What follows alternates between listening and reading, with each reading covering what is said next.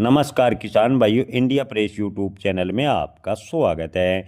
चावल निर्यात को लेकर भारत सरकार की बड़ी घोषणा। नए बाजारों की तलाश को लेकर भारत सरकार कर रही है प्रयास है। जी हाँ किसान भाइयों, भारत अब फिलीपींस, गामीबिया, लाइबेरिया, घाना जैसे नए देशों को चावल निर्यात बढ़ाने की तैयारी कर रहा है। ये जानकारी आपको बता दें कि कृषि मंत्रालय के द्वारा निकल कर आ रही है। जानकारी के अनुसार आपको बता दें कि इंडियन राइस एक्सपोर्टर फेडरेशन के उपाध्यक्ष और श्री लाल महल ग्रुप के निदेशक देव गर्ग ने जो आपको बता दें कि प्रेस कॉन्फ्रेंस में दी, और गर्ग ने कहा कि 4 देशों के कृषि मंत्री सम्मेलन में शामिल हुए और उनसे भारत के चावल निर्यात को लेकर एक महत्वपूर्ण फैसला हुआ जो कि मील का पत्थर साबित होगा। उन्होंने कहा कि भारत अपने क्षेत्रों में अपनी स्थिति मजबूत करना चाहता है, खास तौर पर कृषि क्षेत्र में, जहां फिलहाल पाकिस्तान और आयरलैंड जैसे छोटे देशों का लगातार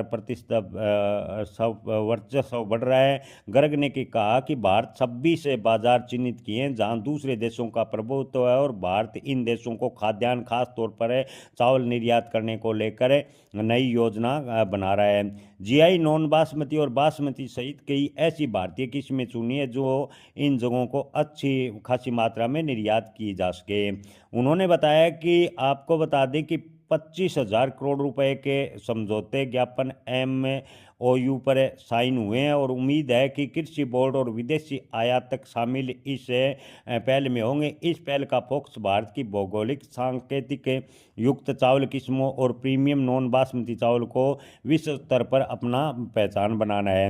जी हाँ दोस्तों, आपको बता दें कि सरकार एक और जहां चावल निर्यात बढ़ाने को लेकर लगातार बात कर रही है कि हम लगातार चावल का निर्यात बढ़ा रहे हैं, लेकिन इसके एकदम विपरीत भारतीय बाजारों में लगातार धान के भाव में काफ़ी गिरावट देखने को मिली है। धान के किसानों को पहले ही बाढ़ व अत्यधिक बारिश से काफ़ी नुकसान हुआ है, और सरकार लगातार दावा कर रही है कि हम चावल का निर्यात लगातार बढ़ा रहे हैं। अगर वास्तव में सरकार चावल का निर्यात बढ़ा रही है तो धान के भाव में इतनी गिरावट क्यों है, एक बड़ा प्रश्न चिन्ह लगता नजर आ रहा है।